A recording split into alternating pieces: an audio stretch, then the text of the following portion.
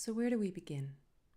Where do we begin to experience something that maybe we've experienced a little bit, or maybe we've never experienced it?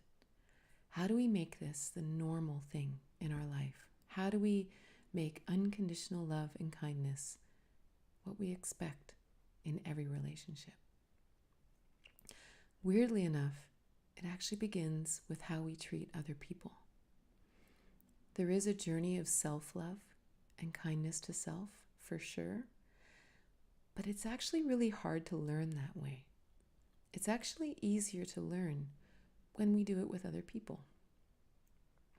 And it begins with being kind. It begins with feeling agape and experiencing agape with everyone in our lives. It's our ultimate classroom. And it's not easy. So let's say, you're in a relationship right now. And this person, maybe your relationship is sometimes kind, sometimes not. So every time you have an interaction, you stop yourself and you think, what's the kind thing to do here? Not repressing any emotions, nothing like that. Here's how I feel, honor your truth. So how do I share this with this person in a way that draws them closer and doesn't push them away? And only you'll know the answer. This is totally your school. Or maybe they act in an unkind way and you observe it, right? This is where if you meditate, it's a really good idea. I have other meditation videos that you can look at on my website or on my YouTube channel to really find that inner still place where when things happen, you kind of revert to. You sit in that space and you watch like the people in your life going, I just saw that. Weird. Instead of being really emotionally involved in it, because once we're emotionally involved or triggered, it's hard to see straight and make change. So this is where we pull back and we look at the other person and say, so I'm doing this thing where I really want to explore kindness and unconditional love in life. And so I really want to talk about what you just said. And if they're open, then they're open. And if they're not open, maybe try a couple other things. And if it doesn't work, then observe that also. And you may have other choices to make. But still, it's valuable. It's a valuable lesson. Maybe you go to work and you watch people and you watch how they treat each other, how they talk about each other. Just notice. There's a huge learning here, just watching in the world. Notice the people who are genuinely kind.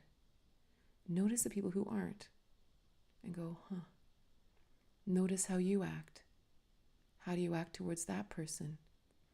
What about the people that are hard to like? What about the ones that are mean to you? The truth is, being mean back doesn't help. And it doesn't mean not being honest either. It doesn't mean not speaking your truth about you. Speaking truth about other people to them isn't truth. That's your opinion and your judgment. But you speaking your truth about something is just your truth. It's how you feel. That's fine. Again, being kind isn't being a doormat. Being kind is being honest about you all the time. But not making anyone, not making anyone else pay for that truth. One of the keys with dealing with difficult people, because there's lots of them, is to look at them through the eyes of someone who loves them. Somebody hopefully loves them. What do they see? And again, you don't have to put up with bad behavior. You don't have to put up with abuse. But you can still be kind to them. Kindness may mean talking about what's going on. It might mean letting them just have their fit. And it might mean leaving, right? We don't know what the kind choice is. Kindness isn't enabling bad behavior or enabling addiction or anything like that. That's not kindness, because you're not helping, right? And it's really not kind to you. Kindness does include you all the time. But in this exercise, We're observing how we interact with others. One thing we often notice is that we start to find people who are more like us. And nothing's really changed except that we notice people who are more like us. If we start to be kinder, kind people seem to just show up all over the place. If we aren't kind, then unkind people show up everywhere, right? My stepmother used to be a real estate agent, and she would be showing a house in a neighborhood, and the people would say, "So, what are the neighbors like here?"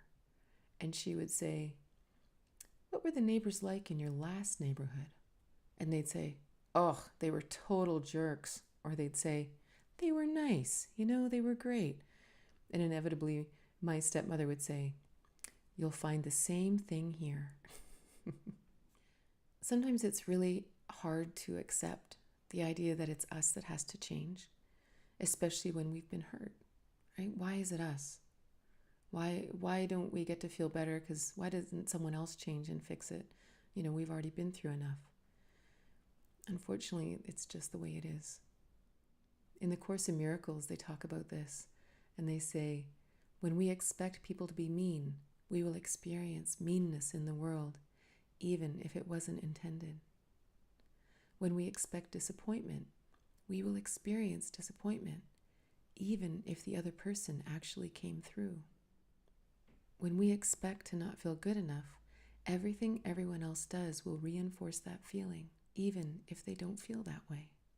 And when we don't feel loved, we won't feel loved by anyone around us, even if they really do care.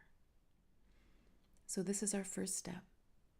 Exploring kindness, observing others, observing ourselves, and really figuring out what it takes inside to be truly kind 100% of the time.